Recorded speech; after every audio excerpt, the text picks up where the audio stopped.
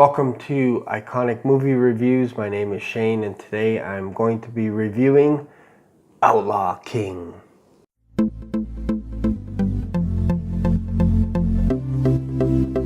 Outlaw King stars Chris Pine and Florence Pugh. If you don't know anything about Florence Pugh, she actually starred in a movie called Lady Macbeth in 2017 and she won Best Actress for her role in that movie at the British International Film Festival. Of course, if you don't know who Chris Pine is, I don't know where in the world you've been. Chris Pine is one of my favorite actors. I absolutely loved him in Star Trek, which was the first time I actually seen him in a movie that I can recall. He's in Unstoppable with Denzel Washington, Hell or High Water, who was directed by David Mackenzie. I thought that was a fantastic movie as well. And of course, David Mackenzie directs this movie. So let's talk about it. I'm going to talk a little bit about what I liked, what I didn't like, and something else as a bonus that you may or may not know coming up soon. So let's talk about what I liked. I liked Chris Pine in this movie. I thought he portrayed Robert the Bruce fantastic. Every once in a while he'd throw in the Scottish accent and I actually felt it worked.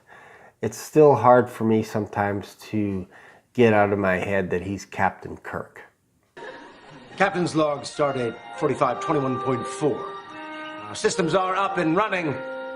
All thanks to a Vulcan from Queens with strange jelly bones.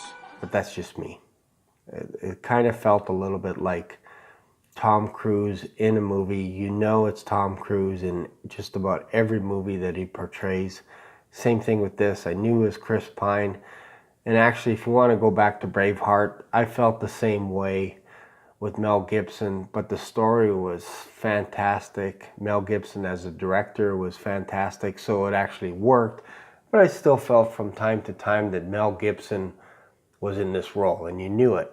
And there are other characters like Tom Hardy, for example, where he gets so into his role that you don't know who he is. And I love that. For example, Warrior. I didn't know that was Tom Hardy until I looked it up at the end of the movie. I didn't realize it because he was so big and so buff. There's another actor, forget his name, but he is a supporting actor in Jurassic World, and he's one of the antagonists, if you will, the guys that always gets eaten by a dinosaur. But he plays Wilson Fisk in Daredevil. I didn't know those were both the same guys because Wilson Fisk is menacing. So that's why I said Chris Pine. You kind of every once in a while you realize it's Chris Pine throughout the movie. That's not a slight against him. It's just, I don't know, I like the guy, and I think any movie that he's in, he's captivating. So this movie works. But Florence Pugh actually stole the show in my books. It's an arranged marriage, and you could tell that they're not in love with each other, but they have to learn to fall in love with each other.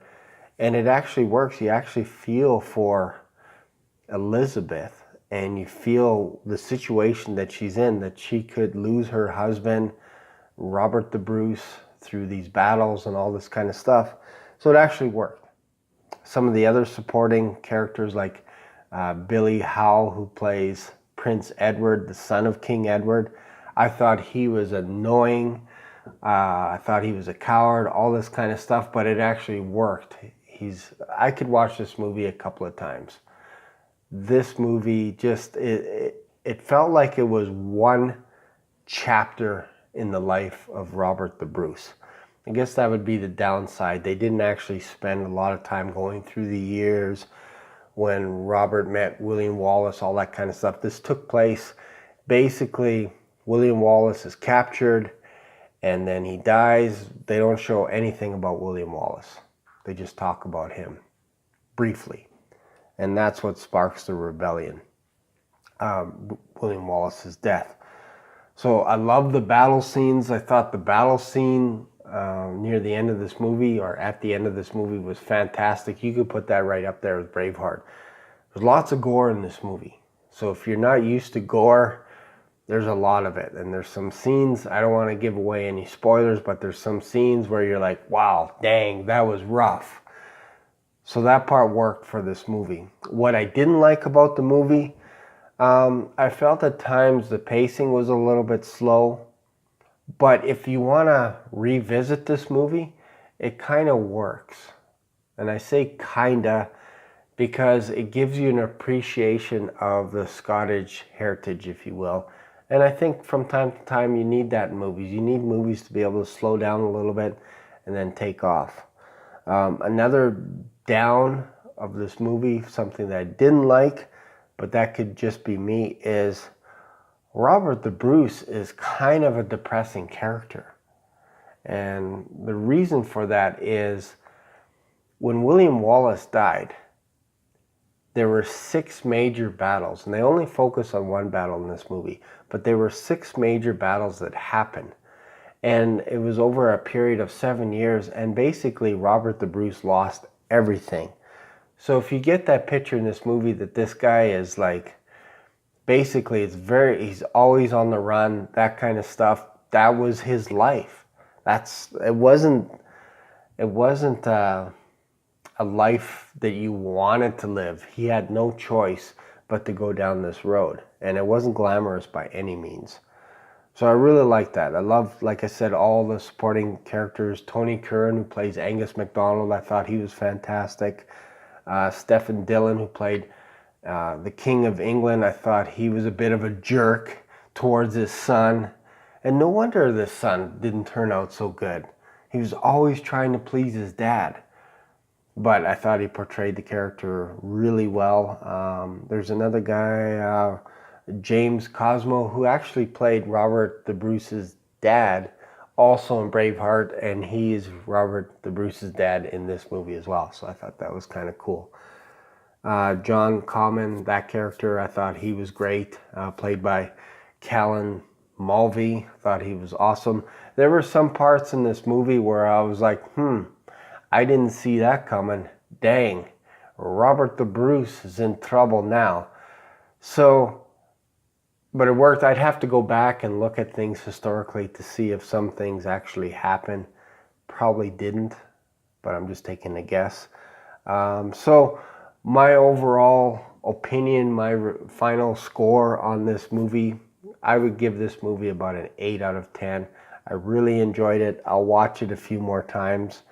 I just think it's something, if you want to know a little bit about Robert the Bruce, this is a great movie to watch.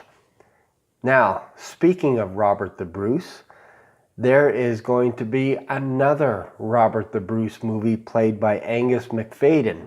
If you don't know who that is, he's the guy that played Robert the Bruce in Braveheart. And I'm surprised that movie isn't out already. Maybe it was because of a conflict with Netflix releasing Robert the Bruce. But he actually wrote the script, wrote the screenplay for Robert the Bruce, and it's basically a sequel to Braveheart. It's actually part 2, because he felt that there wasn't enough talked about in the movie Braveheart about Robert the Bruce. So this actually takes place right after Braveheart. So it's actually a true sequel, and it should be coming out. I'm surprised we haven't seen any trailers, all that. It's finished. They finished editing it.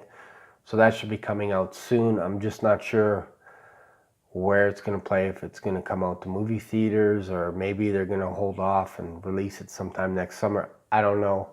But that's coming down the pipes, and I'm pretty excited about that because, again, it's played by Angus MacFadyen, who played the original Robert the Bruce. So there you go. Hope you like this review. It's a little bit long-winded. If there's some other movies that you would like to check out, I encourage you to obviously watch Braveheart, watch The Bruce, Mary, Queen of Scots, Rob Roy, Alexander, Robin Hood, Lady Macbeth, of course, who also stars Florence Pugh. You might want to consider watching that. I'm going to try and find that movie and watch it myself. And there you go. So that's it for my review. Hope you liked it. If you want to be notified of any of the latest reviews, because we're probably going to go watch Overlord sometime today, my son and myself, so I'm going to be doing a review on that. I know nothing about this movie. He just said we should go see it. And then also, I have to watch Creed before Creed comes out. Creed 2 comes out next week, so I'll do a review on that as well. So there you go. Thanks for watching Iconic Movie Reviews. See you later.